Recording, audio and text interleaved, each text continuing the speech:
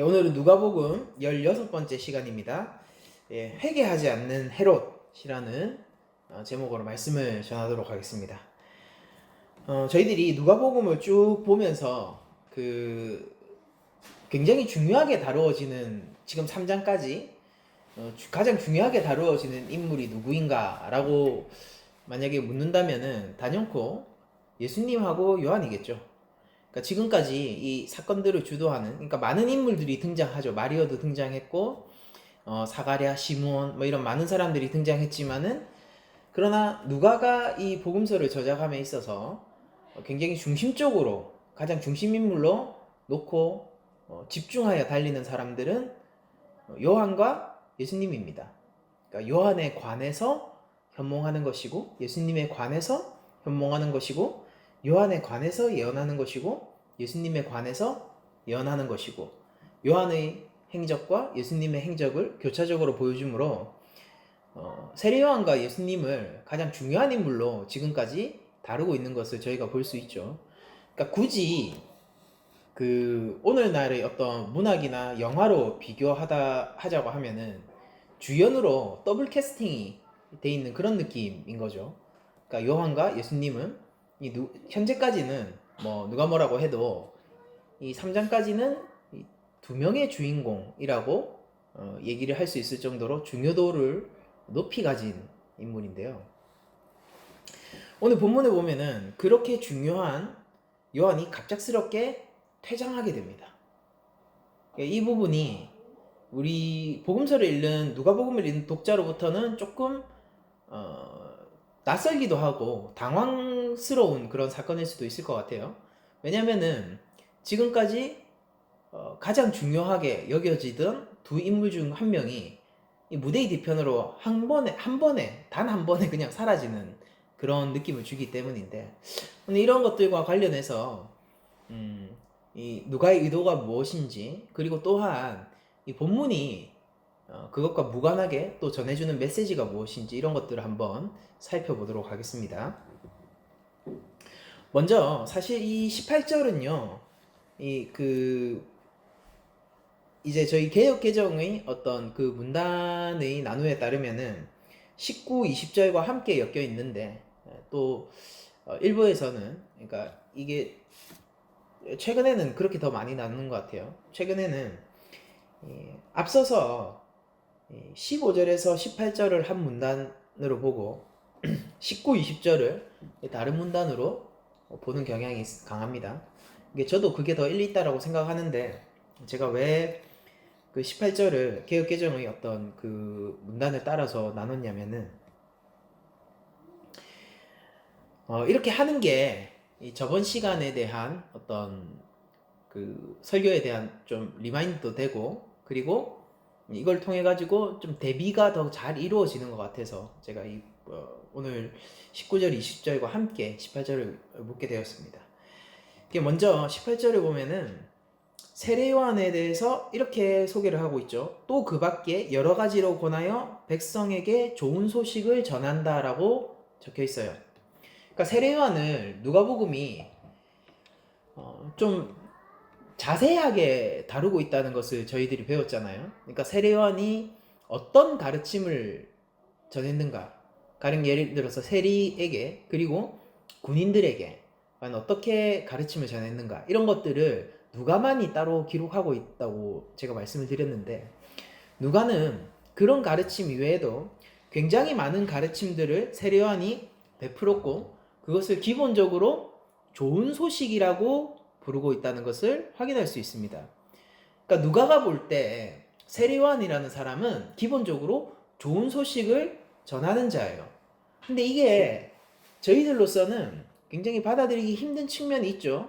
왜냐면은 회개하라, 이게 누가의 어휘는 아닙니다. 그러나 마태나 마가복음을 보면은 세례 요한은 기본적으로 회개하라, 하나님 나라, 천국이 가까워 왔다 라고 얘기하면서 어떤 멸망의 전조, 심판의 전조를 이야기하던 사람이거든요. 그리고 좋은 소식이라고 얘기하기에는 사람들의 마음을 너무나도 들쑤시는 사람이었단 말이에요.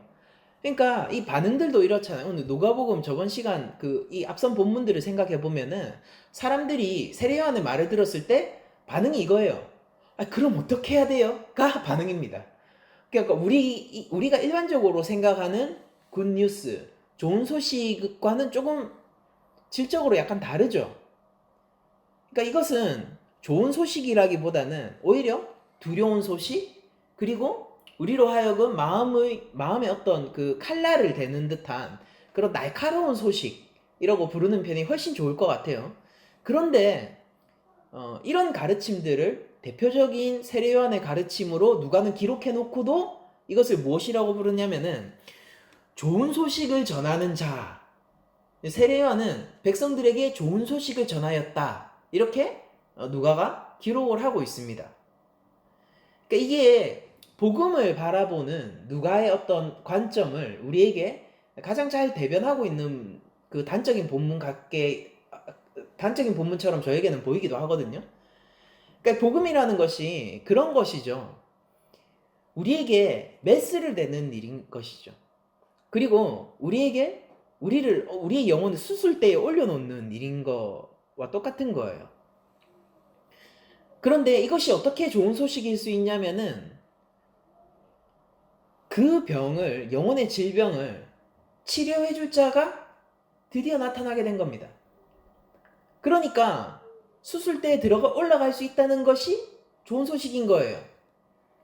내가 이 병에 대해서 병명을 알지 못하고 저희 작은 누님께서 아주 오랫동안 투병 생활을 하신 적이 있는데 뭐 결과적으로 밝혀진 건 크론시 병이라는 병이었지만은 예전에 이 병이 발생됐을 때 한국에 이런 병들이 많이 없을 때 그때 굉장히 희귀병으로서 이 병이 처음 걸렸을 때는요 병명을 알지 못했어요.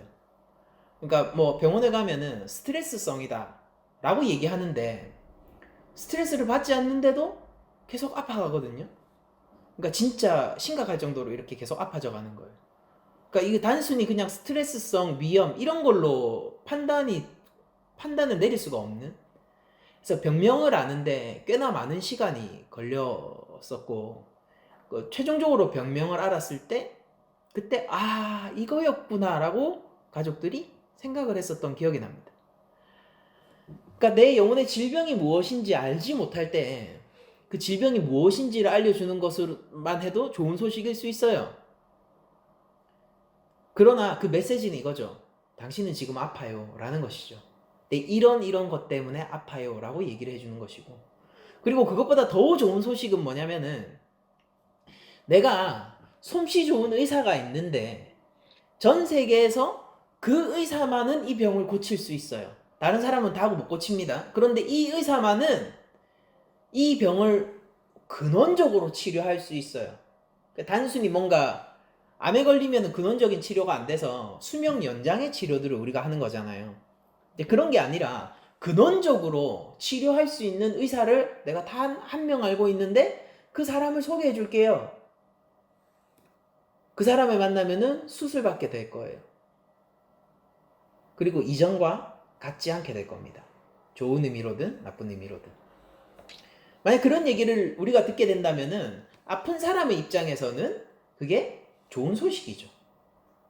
근데 자기가 아무런 문제가 없다고 생각하는 사람이 있다면 어떨까요? 나는 건강해. 나는 아무 문제가 없어. 라고 생각하는 사람이 있다면은 그런 소식을 들었을 때 굉장히 불쾌하게 여길 겁니다. 나쁜 소식이죠. 누군가 와서 이렇게 얘기한다고 생각해보죠. 당신 지금 죽을 병에 걸렸습니다. 지금 당장이라도 수술대에 올라야 돼요. 라고 얘기하면은 자기가 건강하다고 믿는 사람은 미친놈으로 여기거나 그 사람에 대해서 굉장히 불쾌한 심정을 드러낼 수밖에 없겠죠. 누가가 이 마치 영혼의 메스를 대는 듯한 세례요한의 가르침을 두고도 좋은 소식이다 라고 이야기할 수 있었던 그 시각적인 근거는 지금 누가도 어느 편에 서 있다는 거예요? 제가 드렸던 예로 치자면은 마치 병명을 알지 못했던 불치병 환자의 입장에 서서 이런 것들을 바라보는 것이고, 누가 스스로도 죄인의 입장에서 세례요한의 소식을 바라보고 있는 것이고, 세례요한의 가장 근원적인 핵심, 그 메시지의 그 힘, 가장 중심에는 이것이 좋은 소식일 수밖에 없다라는 죄인으로서의 확신이 들어찬 상태에서 지금 이 누가복음을 기록하고 있다는 것을 저희들이 알게 되죠. 그러니까 저자의 시각을 이 좋은 소식을 전하였다라는 것을 통해서 알 수 있습니다. 이제 그렇게 세례요한의 좋은 소식을 이제 물론 세리나 거기 질문할 우리가 어떻게 하려면 좋겠습니까? 라고 한탄하고 뭔가 답을 구하던 세리나 혹은 군인들처럼 유대 군인들처럼 반응을 하면 좋겠지만은 오늘 본문은 그와 정반대의 사람이 등장하게 돼요. 그게 누구냐면은 헤롯입니다. 지금 누가가 얘기하고 있는 좋은 소식은 헤롯에게는 전혀 그렇지 않은 소식처럼 들립니다. 그래서 누가는 이 사건을 가리켜서 굉장히 짧게 소술하고 넘어가는데요. 이렇게 기록이 되어 있어요. 분봉왕 헤롯은 그의 동생의 아내 헤로디아의 일과라고 되어 있습니다. 그러니까 그냥 우리들이 잘 알고 있는 그 사건을 그냥 누가는 짧게 언급하고 갑니다. 그러니까 마태와 마가의 태도와는 조금 달라요. 마태와 마가는 굉장히 자세하게 이 사건을 다루게 되는데 누가는 그냥 짧게 언급하면서 넘어가요. 그 동생의 아내 헤로디아의 일과 또 자기가 행한 모든 악한 일로 말미암아 요한에게 책망을 받고 그 위에 한 가지 악을 더하여 요한을 옥에 가두니라 라고 기록을 하면서 대비를 시키고 있어요. 조은 앞에서 적절한 반응을 보였던 그 민중들과, 그러니까 회개의 세례를 받으러 온 사람들이 있잖아요. 그 세례를 갈구하는 사람들의 정반대편에 분봉왕 헤롯을 가져다 놓습니다. 그러니까 오늘 본문을 누가복음의 관점에서 이해하기 위해서는요, 이 대비를 이해하는 것이 필요하고요. 이거는 다른 복음서에서는 나오지 않는 구도거든요.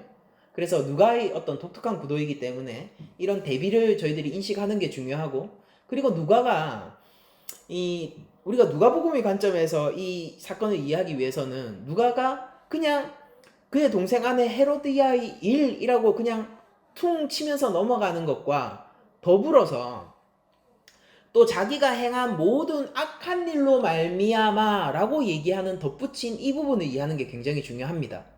왜냐면은 마태와 마가는 전부 다 그냥 헤로디아의 일 때문에 죽은 것으로 묘사를 하고 있고, 실제 역사 속에서도 그게 제일 결정적인 사건이에요. 유대 역사가 요세푸스도 이제 그런 식의 발언을 하거든요. 정치적인 의도 때문에 요한이 죽었어야 했음을 그런 역사적인 기록이 남깁니다. 요세푸스의 그 역사 기록서를 보면은. 그런데 특별히 지금 누가가 주목하고 있는 것은 자기가 행한 모든 악한 일로 말미암아 요한에게 책망을 받았다는 것을 누가만이 기록하고 있어요.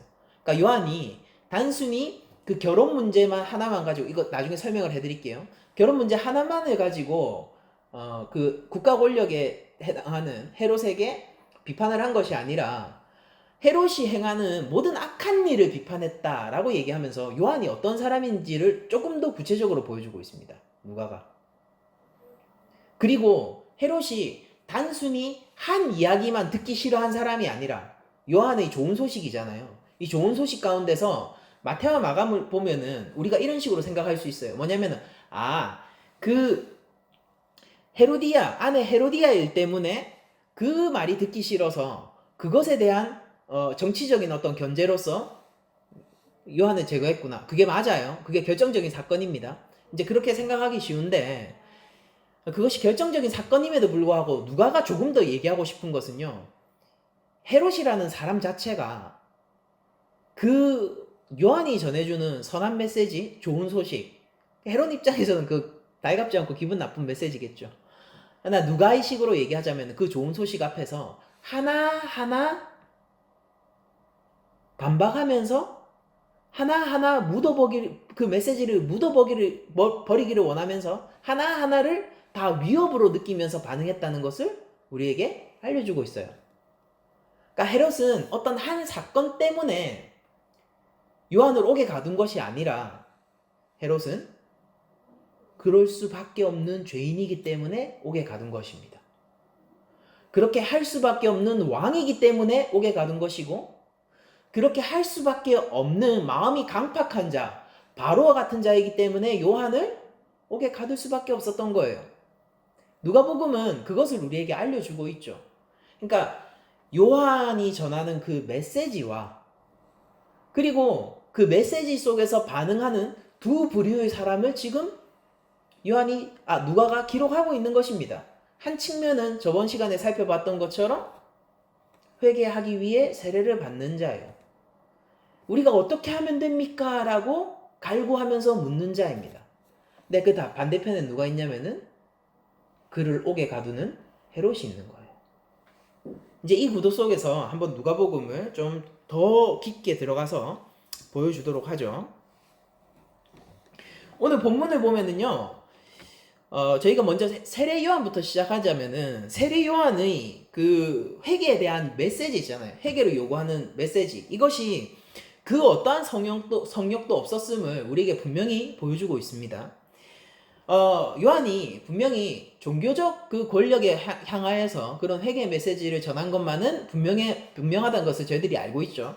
근데 요한은 단순히 종교적 영역을 넘어서 정치적 영역까지 회개의 메시지를 용기 있게 전하고 담대하게 전하는 자였음을 오늘 본문을 통해서 알 수 있습니다.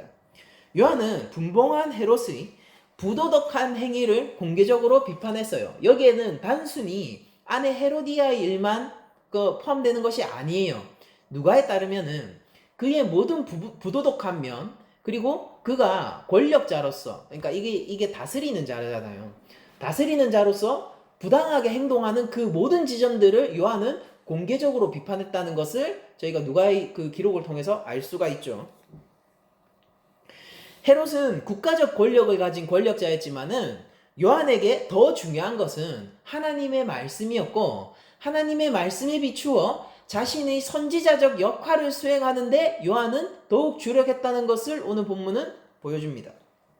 먼저 헤로디아 일이 무엇이길래 누가마저도 그러면 그 많은 악행들을 이렇게 전달하면서도 특별히 헤로디아의 일을 전하는가, 이거에 대해서 한번 저희들이 살펴보도록 하죠. 먼저 여기서 분봉한 헤롯의 아내로 기록되어 있는 이 헤로디아는요, 원래는 이 조카입니다. 분봉한 헤롯의 조카예요. 헤롯의 조카인데 그 관계들이 진짜 복잡합니다. 그러니까 한번 잘 들어오세요. 이제 그 헤롯 대왕 있죠. 이 분봉한 헤롯의 아버지가 헤롯 대왕이에요. 그 이름을 물려받아서 똑같은 이름을 쓰고 있는 게 분봉한 헤롯이거든요. 그 헤롯 대왕에게는 굉장히 많은 아내들이 있었고요.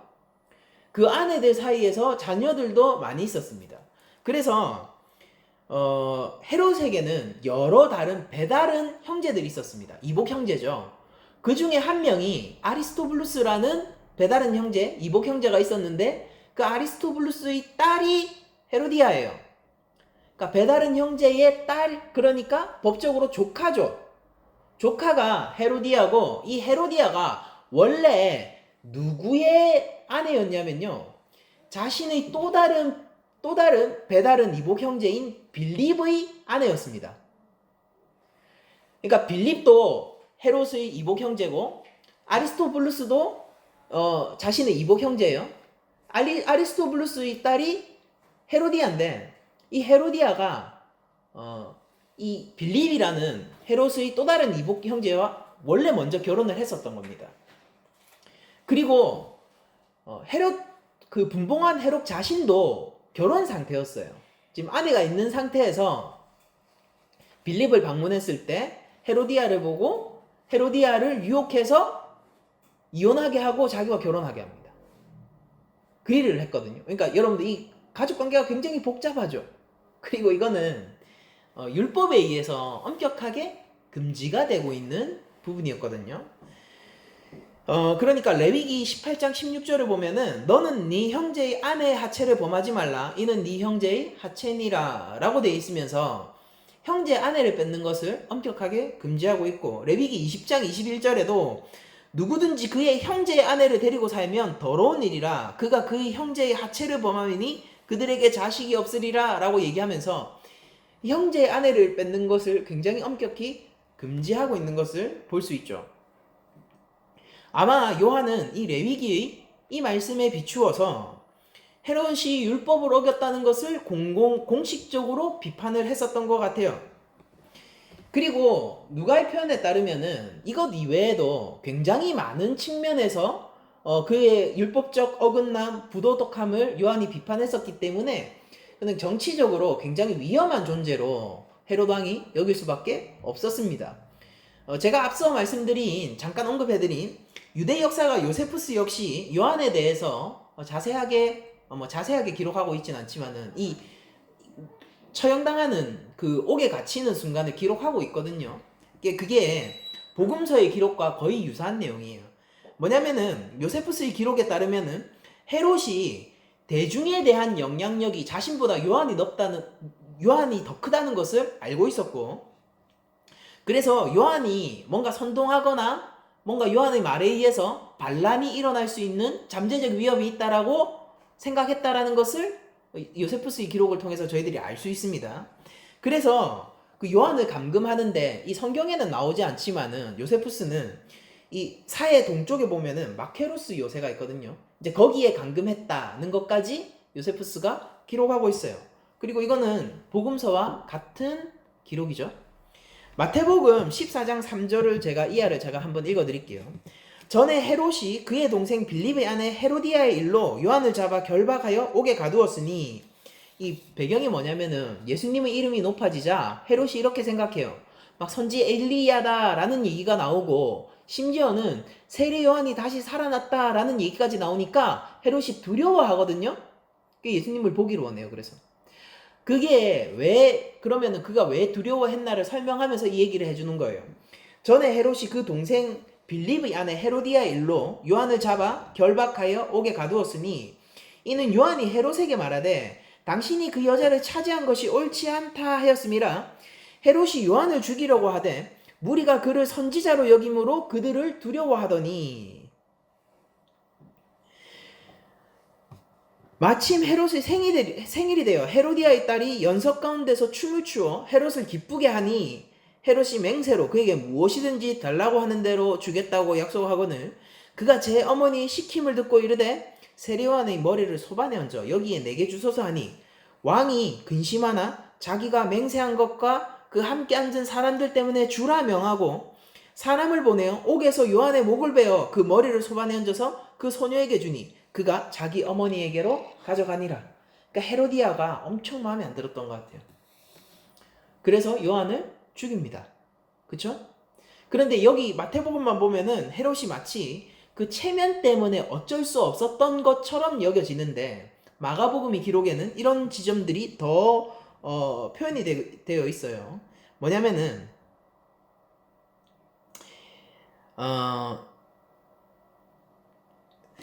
이 마가복음 6장 19절을 보면요, 19절 20절을 제가 읽어드릴게요. 헤로디아가 요한을 원수로 여겨 죽이고자 하였으되 하지 못한 것은 헤롯이 요한을 의롭고 거룩한 사람으로 알고 두려워하여 보호하며 또 그의 말을 들을 때 크게 번민을 하면서도 달갑게 들음이러라 라고 기록을 하고 있거든요. 그러니까 요한의 그 말이 굉장히 율법적으로 자신에게 지적이 정당하다는 것을 알고 있었습니다.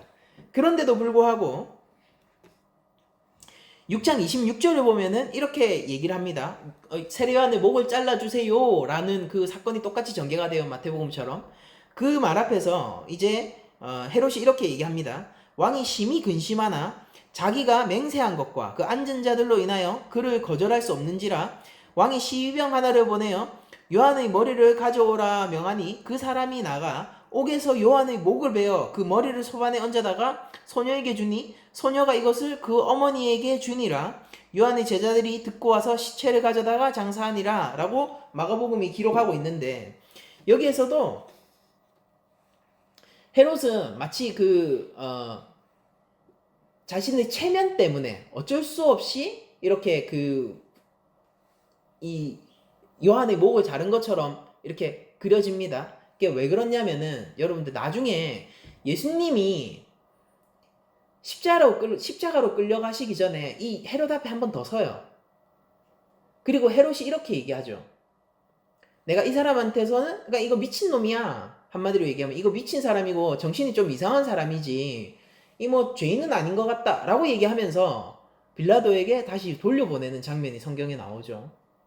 이제 그런 어떤 연속성상 안에서 우리들이 이해를 하면은 이 헤롯이 이런 식으로 그려지는 것을 저희들이 알 수 있지만은 어떤 요세푸스의 역사적 기록이나 이 정황들을 보아도 그리고 또한 이 누가복음에서 풍기고 있는 뉘앙스를 보아도 헤롯은 요한이 한편으로는 두렵고 선지자로 여겼지만은 또 한편으로는 그를 실제 죽이고 싶어 했다는 것을 저희들이 알 수 있습니다.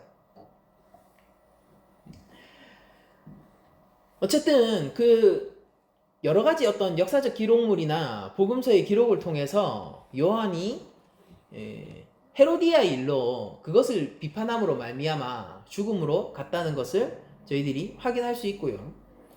그리고 누가복음 안에서는 이런 일들이 차츰차츰 점진적으로 이루어지지 않고 마태나 마가복음처럼 말이에요. 그렇게 이루어지지 않고 갑작스럽게 퇴장하는 것으로 그려지고 있죠. 요한은 누가복음을 통해서 참으로 갑자기 무대 뒤편으로 사라져요. 누가가 매우 중요한 인물로서 요한을 다루고 있었지만은 오늘 본문에서는 오늘 본문에서는 요한이 마치 이제 정말로 역할을 다한 것 마냥 느껴질 정도로 갑작스럽게 퇴장시키고 있는 것을 볼 수 있습니다. 그런데 이것을 이해하기 위해서는 요한이 과연 어떤 존재로 누가복음 안에서 다루어졌는가를 생각해 볼 필요가 있습니다. 세례 요한은 끊임없이 지금 3장에 지나오기까지 주 얘기를 준비하고 예비하는 자로 그려지고 있어요. 그리고 누가는 그렇게 요한을 준비하고 예비하는 자로서 마지막 대미의 장식, 화려하게 꽃 피우는 그 순간 진짜로 그가 준비하고 예비하는 자였다라는 것을 알려주기 위해서 무대 뒤편으로 한 번에 퇴장을 시켜버리고 있는 것입니다. 그러니까 이제 누가복음은 이렇게 선언하고 있는 거예요. 요한은 그리스도를 예비하는 자이다. 예비하는 자이다. 그는 준비하는 자이다. 소리 높여 외쳐놓고 그를 완전히 이 누가복음의 무대 뒤편으로 지워버림으로 말미암아 그리스도만 남게 하는 겁니다. 이제 누가복음을 읽는 독자들은 더 이상 요한에게 신경 쓰지 않아요. 요한에게 신경을 썼던 만큼 예수님은 더욱더 강렬하게 이제부터 다가올 겁니다. 누가의 글쓰기 의도는 바로 거기에 있는 것이죠. 물론 누가복음 안에서 나중에 7장이 되면은 옥에 갇혀 예수님이 그리스도인지를 질문하는 자로 재등장하긴 하지만은 사실상 요한의 존재감은 오늘 본문을 기점으로 거의 지우다시피 의도한 것처럼 완전히 사라져버리게 돼요. 누가는 다른 복음서들과는 달리 그냥 한 번에 요한을 깔끔하게 다 소개시켜버리고 그리고 그냥 무대의 뒤편으로 사라져버리게 하고 있는 것 같습니다. 누가는 요한을 통해서 이것을 이야기하고 싶은 것입니다. 요한은 참으로 예비하는 자였다. 그는 참으로 준비하는 자였다. 그러므로 우리도 요한이 그러했던 것처럼 주를 바라봐야 한다. 그는 갑자기 사라졌지만 걱정하지 마라. 그는 예비하는 자로서의 소명과 사명을 다했고 이제 그리스도가 누가복음의 전면에 드러나게 될 것이다. 무대의 중심은 그리고 대중들이 시선을 둬야 할 것은 더 이상 요한이 아니라 예수 그리스도이다 라고 이야기를 하고 있는 거예요. 그리고 요한이 진리를 전파함으로 말미암아 맞아야 했던 비극적 최후를 우리에게 알려줌을 통해서 예수님이 진리를 전할 때 마침내 최종 국면에서 어떤 일을 당하게 되실지를 암시하는 역할도 오늘 본문이 하고 있습니다. 그러니까 이 본문은 어떤 본문이에요? 세례 요한을 알려주고 있습니다. 어떤 사람입니까? 세례 요한은? 세례 요한은 죄를 지적하고 진리를 전파하는 자였어요. 그런데 어떻게 용기 있고 대담하게 전했냐면은 권력자 헤롯에게까지 그렇게 할 정도로 용기 있고 대담하게 전했습니다. 이게 첫 번째입니다. 오늘 본문을 저희가 정리를 해드릴까요? 첫 번째, 세례 요한은 진리를 전하는 자였다. 진리를 전함에 있어서 성역은 없었다. 두 번째, 헤롯은 세례를 받으러 나왔던 사람들과는 다르게 전형적으로 죄인이 보여주는 반응을 보여줬다. 여러분들 누가복음을 보시면요, 마태와 마가는 어때요? 아, 그냥 체면 때문에 그랬나? 어쩔 수 없이 그랬나? 이런 식으로 헤롯을 그리고 있는 측면이 없지 않아 있지만은 누가는 어떻습니까? 일말의 여지를 남기지 않죠. 그 일 때문에 그냥 옥에 가뒀어. 죄를 지적당하니까 옥에 가뒀어. 그냥 누가는 그렇게 얘기하고 있잖아요. 그러니까 이걸 통해 가지고 대비를 보여주고 있는 것이죠. 헤롯은 죄인의 전형적인 반응을 보여주고 있는 거예요. 자, 세 번째, 요한을 무대 뒤편으로 퇴장시키면서 이제 무대의 스포트라이트를 오로지 예수님에게 집중시키는 동시에 독자들의 눈 역시 예수님에게로 집중시키길 원하는 게 오늘 본문의 의도입니다. 그리고 네 번째, 죄를 지적하고 진리를 전파했던 요한이 비극적인 최후를 맞게 된다는 것을 보여주므로 진리를 전하고 세례 요한보다 훨씬 더, 그냥 그분이 진리이시잖아요. 훨씬 더 죄를 강렬하게 지적하고 또한 죄를 사해 주시는 예수님의 운명이 어떠할 것인가를 암시하고 있습니다. 그러니까 세례 요한은 정말로 예수님을 미리 보여주는 모델, 교재 같은 역할을 해주고 있는 것으로 저희들에게 인식이 될 수밖에 없죠. 그런데 이런 본문에 비추어서 볼 때 저는 우리 교회에게 이런 얘기를 선포하고 싶은데요. 먼저 저희 교회가 낮은 자리 교회가 이 본문 앞에서 이런 메시지를 받아야 할 것 같습니다. 근데 회개하라라는 하나님의 요구 앞에서 우리는 정직하게 반응하고 실제 회개를 해야 하는 것입니다. 그리고 그 회개라는 것은 그저 입술로 그치는 회개가 아니라 세리에게 요구되어졌던 회개, 그리고 군인에게 요구되어졌던 회개, 그리고 있는 자, 가진 자들에게 요구되어졌던 회개처럼 우리의 삶이 변화되는 회개가 우리 삶 가운데서 있어야 한다라는 것을 낮은 자리 교회가 메시지로 받기를 원합니다. 여러분들, 회개의 요구가 귀에 닿는 것만으로는요, 그 어떤 일도 해결되지 않아요. 이 회개의 메시지는 수많은 사람들에게 들어갔고, 거기에는 종교적 권력자도 있었고 국가적 권력자인 헤롯도 있었습니다. 그러나 그 메시지가 선포되고 실제 그 메시지가 힘을 가지기 위해서는요, 실제 회개가 일어나야 하는 것이죠. 우리들은 회개의 세례 앞에서 앞서 나온 죄인들처럼 그럼 어떻게 해야 합니까? 라고 물어야 돼요. 우리 인생의 질문이 뭔가 던져져야 한다는 것입니다. 우리가 이번 주도 예배 가운데서 한 주간의 삶을 돌이키면서 우리 죄를 고백하며 참회 기도를 했는데, 우리가 그 참회 기도를 하고 다시 한 주간 살아갈 때 하나님 앞에서 이렇게 물어보는 시간이 있어야 한다는 것이죠. 그럼 우리는 어떻게 합니까? 믿는 자는 그 복음 아래에서 질문을 받게 되고요, 자신의 삶 속에서 그 질문에 대해서 정당한 대답을 내리기 위해서 치열하게 고민하고 싸우는 자입니다.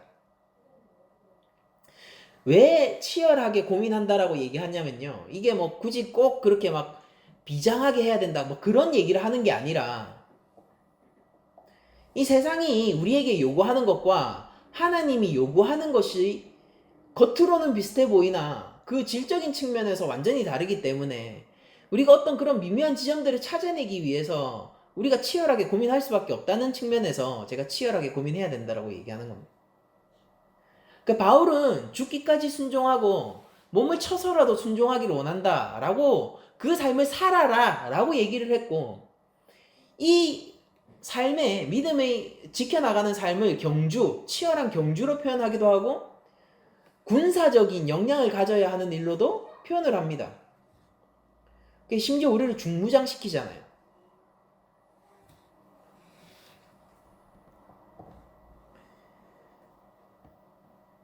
헤롯은요 회개할 수 없었어요. 그 영혼이, 여러분들 마태복음 마가복음 보면 어떻습니까? 그 말이 아픈데도 일리가 있네? 그 진짜 안 되는데 이렇게 반응했잖아요. 그게 근데 회개가 아니라고요. 메시지가 귀에 들어왔고 어느 정도 수긍하지 않습니까? 근데 그게 회개가 아니라고요. 왜 그러면은 헤롯은 끝끝내 회개할 수 없는 사람이었습니까? 그것은 그가 왕이었기 때문이에요.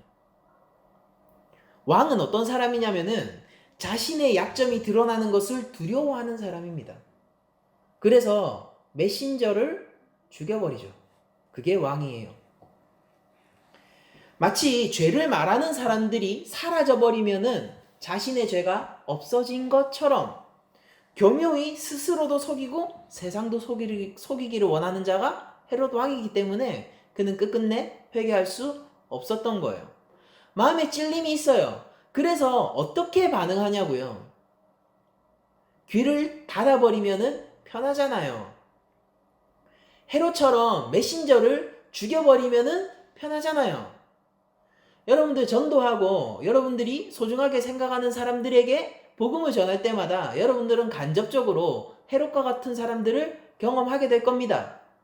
그들은 간접적으로 메신저를 죽여요. 이렇게 얘기하죠. 그래, 알겠어. 근데 더 이상 그 얘기는 하지 마. 라고. 필요 없는 얘기라고 생각해서 그럴 수도 있고요. 그리고 그 말이 폭력적으로 느껴져서 그럴 수도 있고요. 아니면은 자신의 생각과 사상과 너무나도 다르기 때문에 이게 계속 더 나가다가는 싸움만 되겠다 싶어서 멈춘 걸 수도 있고요. 뭐 그런 어떤 스펙트럼의 차이, 그 경도의 차이들은 있겠지만은 근본적으로 어떤 거냐면은 메신저를 사라져버리게 하는 역할을 하는 겁니다. 근데 거기에 대해서 우리가 이렇게 물을 수 있어요. 그러면은 문제가 해결되나? 문제가 있다는 사실이 사라지나? 우리의 영혼에 구원이 필요하다는 사실이 정말 객관적으로 없어지는 것인가? 마음이 편하면은 그 얘기를 듣지 않고 우리가 싸우지 않으면은 그러면은 모든 게 순조롭게 해결이 되는 것인가? 이런 질문들 앞에서 우리들은 노를 외칠 수밖에 없습니다. 헤롯은 메신저를 죽임으로 말미암아 자신에게 평안이 찾아올 거라고 생각했어요. 그리고 실제 폭동도 일어나지 않았죠. 그는 정치적으로 현명한 판단을 했다라고 생각할 겁니다. 어쩔 수 없었지만은 그래도 아내 헤로디아가 한 일 가운데 지혜로움이 숨어 있다라고 생각했을 거예요. 근데 질문은 이겁니다. 누가복음의 질문은 이거예요. 누가가 헤롯을 만날 수 있었다면 이렇게 질문했을 거예요. 그래서 정치적으로 안전해지셨는데 당신의 영혼은 안전합니까? 요한을 가리켜서 죄 사함의 구원을 알게 하는 길을 예비하는 자라고 기록한 누가는 헤롯의 영혼 앞에서 이렇게 물었을 거예요. 그래서 문제가 정말 해결됐나요? 라고 물어볼 거예요.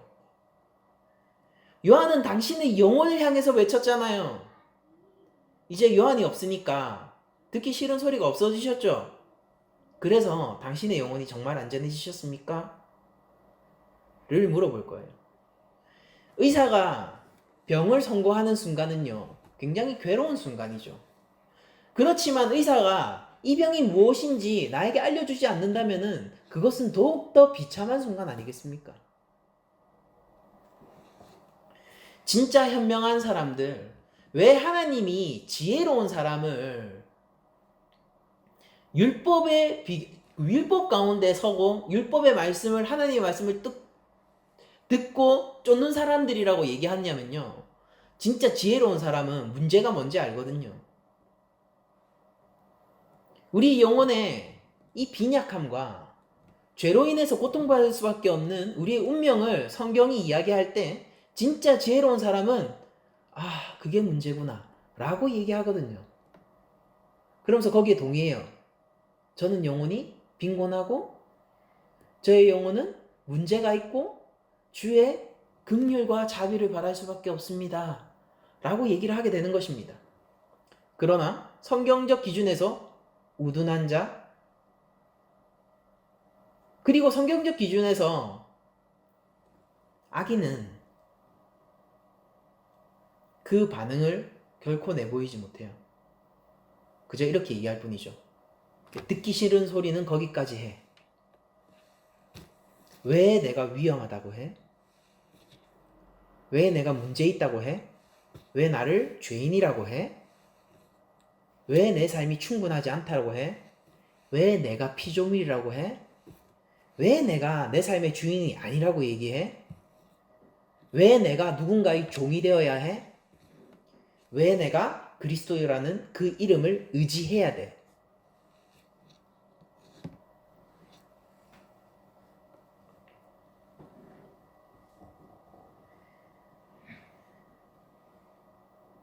여러분들 이것은요, 이후 세례 요한 이후 하나님 나라의 복음을 전파하던 예수님에게 보인 제사장과 바리새인의 반응을 우리로 하여금 떠올리게 합니다.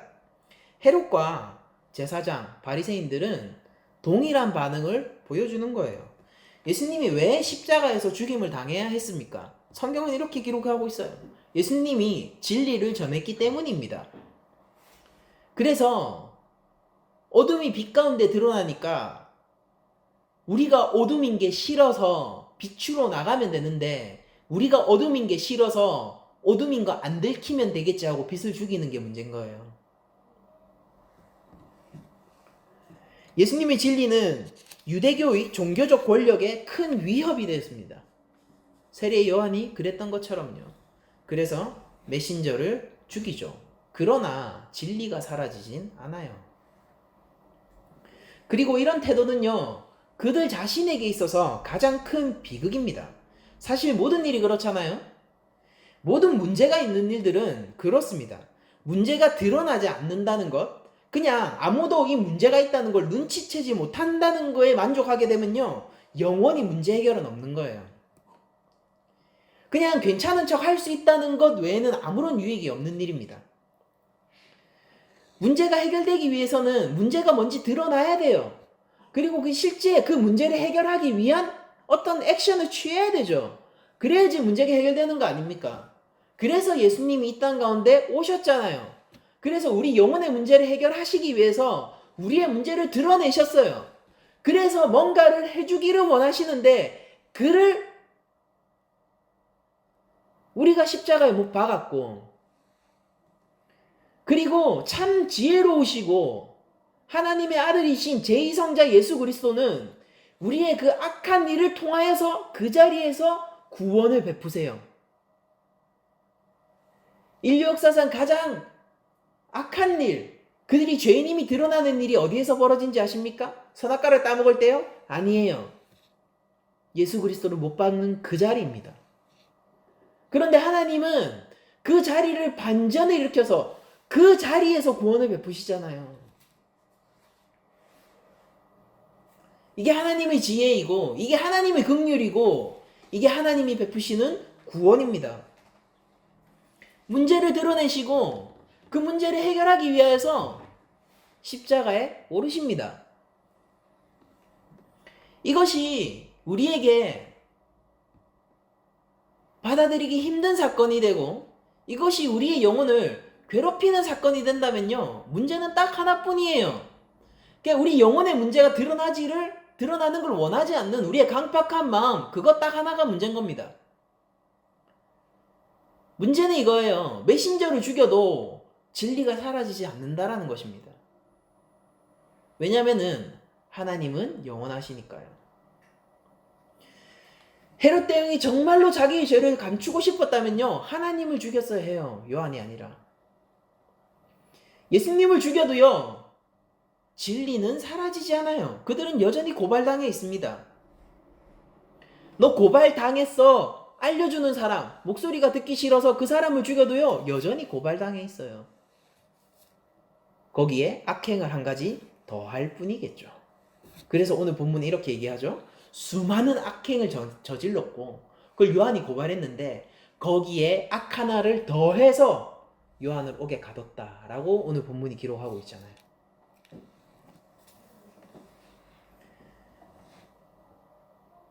우리 영혼의 문제는 회개를 통해서 고쳐질 수 있습니다. 회개라는 행위가 큰 힘이 있는 것이 아니라 하나님이 긍휼하시기 때문이에요.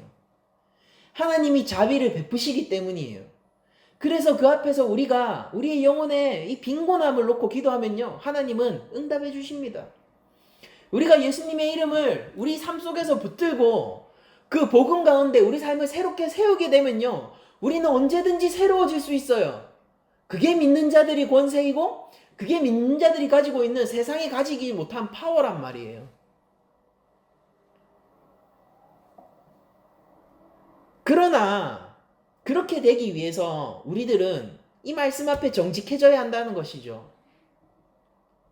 만약 우리 영혼의 문제 앞에서 회개하라는 성경의 메시지가 내 가슴을 친다면은 우리는 정직하게 반응해야 돼요.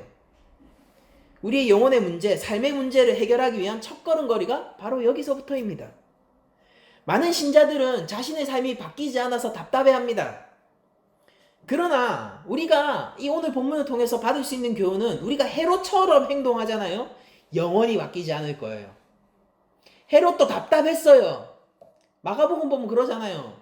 그 말이 마음을 찌르는데 그래도 맞는 말이니까 또 한편으로는 달갑게 듣지 않습니까?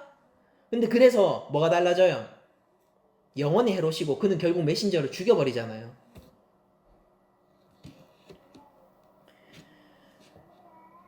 우리의 죄를 지적하고 우리 삶의 문제점을 지적하는 성령의 목소리에 우리가 귀를 기울여야 돼요. 그리고 헤롯처럼 행동하지 말아야 합니다. 하나님은 우리를 수치스럽게 하시는 분이 아니에요. 그냥 수치를 드러내시는 분인 것 뿐입니다. 하나님은 우리를 낮추시는 분이 아니에요. 우리가 낮다는 사실을 보여주실 분이에요.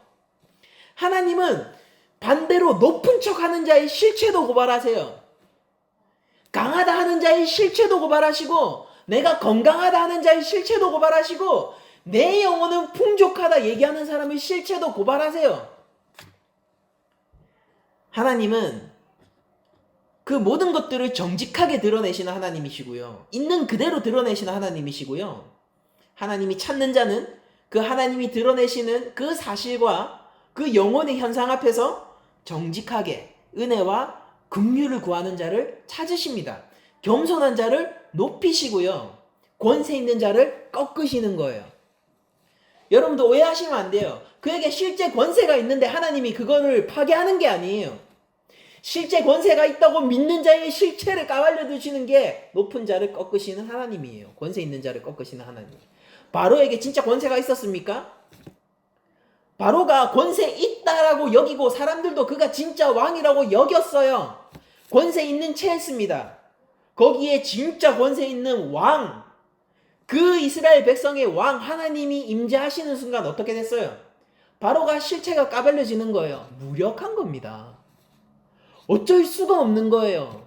심지어 왕인 채 했는데 하나님 앞에 긍휼을 받고 있는 거예요. 3번에 3번씩이나. 너에게 회개의 기회를 줄게. 인정해. 네가 왕 아닌 거 인정해. 이 백성들 하나님이 왕이신 거 인정해. 네가 이 백성들의 왕 아닌 거 인정해. 9번이나 기회를 줬어요. 3번에 3번씩. 그걸 통해서 우리가 알 수 있는 게 뭐예요? 하나님은 권세 있는 자를 꺾으시고 낮추세요.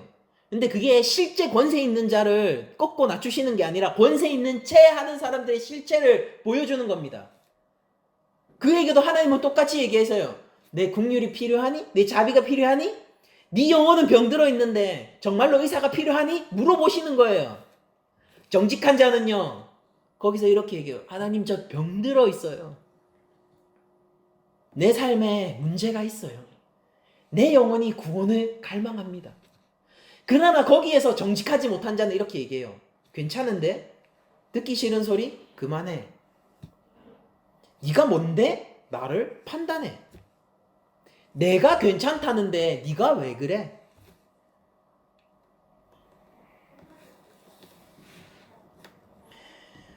누가의 확신이 뭔지 아세요? 아니 그 이전에 세례 요한의 확신이 뭔지 압니까? 사실 우리 모두는 영원히 궁핍한 자라는 거예요. 그것이 성경의 가르침이기도 하고요. 세례 요한이 잘난 체 하려고 자신의 사회적 영향력을 과시하기 위해서 헤롯을 비판했던 게 아니에요. 제가 보기에, 제가 느끼기에 세례 요한은 자신을 둘러싸고 있는, 자신을 포함해서 자신을 둘러싸고 있는 모든 사람들이 회개가 필요하다고 봤던 것 같아요. 반대로 얘기하면은 모든 영혼들이 병들어 있고 궁핍하다는 사실을 영의 눈으로 볼 수 있었던 참 선지자였던 것 같습니다. 우린 헤롯을 통해서 반면교사를 삼고 교훈을 배울 수 있을 것만 같습니다. 여러분들 우리가 세상 가운데서 진리를 전하잖아요. 그러니까 강팍한 반응에 부딪히죠. 원래 그런 거예요. 요한도 그랬고 예수님도 죽었습니다. 그래서 원래 그런 거예요. 괜찮아요. 뭐 그 정상이 정상. 우리 영혼에 아무 문제가 없습니다. 진리로 살아가고 말씀대로 살아갈 때 부딪히는 세상의 질곡과 반대가 우리 영혼을 병들게 하는 게 아니에요. 그건 도리어 우리를 찬양하게 하고 하나님의 영광을 우리가 참으로 높이는데 쓰이는 거룩한 삶입니다. 그건 아무 문제 아니에요.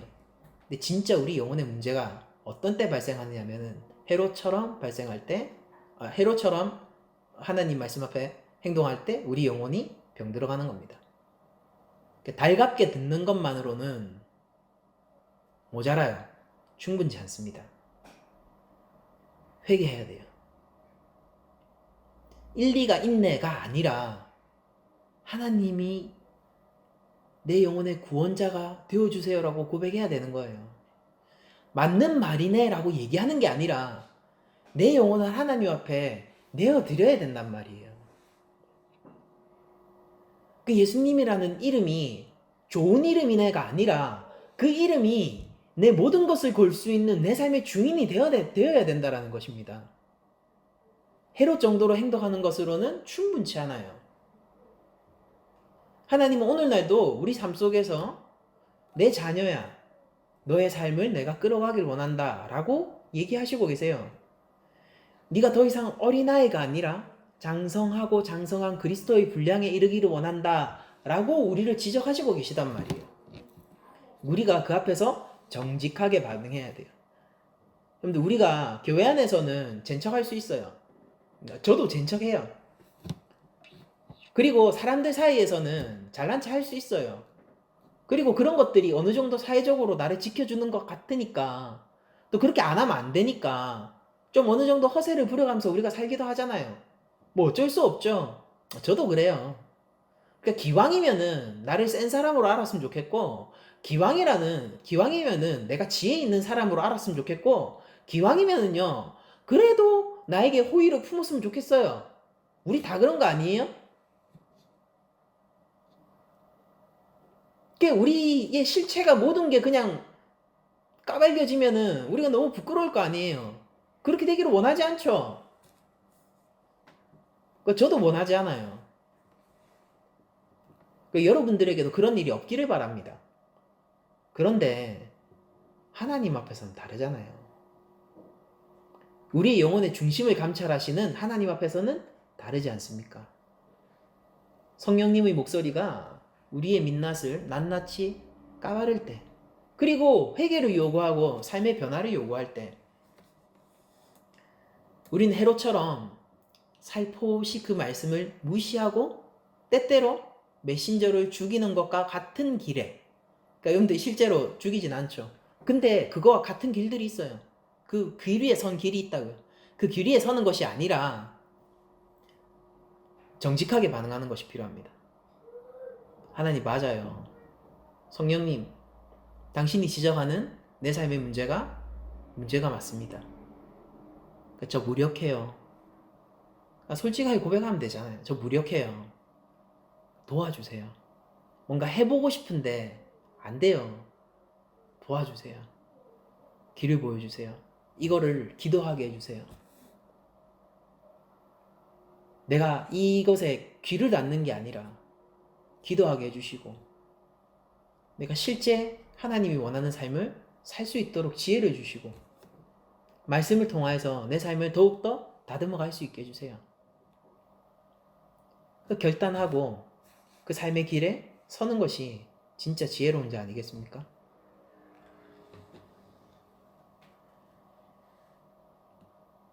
우리가 이것이 방향의 문제라는 것을 인식하면서 헤롯 대왕은 어쩌면 회개했을지도 모르겠습니다. 역사에 만약은 없죠. 하나님의 섭리 안에서도 만약은 없습니다. 그래도 굳이 얘기하자면은 헤롯은 어쩌면은 마음에 회개를 할 수 있었을지도 몰라요. 그러나 끝끝내 그 메시지가 불편해. 자신의 정치적인 안위가 더 중요해. 메신저를 죽여버리는 선택을 했다면 이제 두 번 다시 돌이킬 수는 없습니다. 여러분들, 우리 삶 속에서 성령님의 우리 삶을 향한 목소리에 우리가 정말로 귀를 기울이고 그 목소리를 묵살하지 않고 정직하게 반응할 수 있도록 우리가 기도하며 살아갔으면 좋겠고, 우리 한 주간의 삶이 하나님 안에서 내 영혼이 정직하게 반응하고 하나하나 하나님 뜻대로 좀 살 수 있는 그런 방법들을 배우기를 원하고 실제 그렇게 살아가기를 원한다라는 그런 마음 아래서 한 주간 좀 보냈으면 좋겠다는 생각이 드네요. 말씀 마치고 여러분들이 앞으로도 성령님과 함께 살아가실 때에 영적으로 예민한 반응, 그리고 하나님이 참으로 우리에게 원하시는 것은 언제든지 순종으로 우리가 삶을 통해 드려지는 예배, 삶의 예배로 이렇게 반응할 수 있도록 하나님과 그 성령님이 여러분들 삶 속에서 언제나 함께 해주신다는 사실을 믿고 축복하며 모든 말씀을 마치도록 하겠습니다.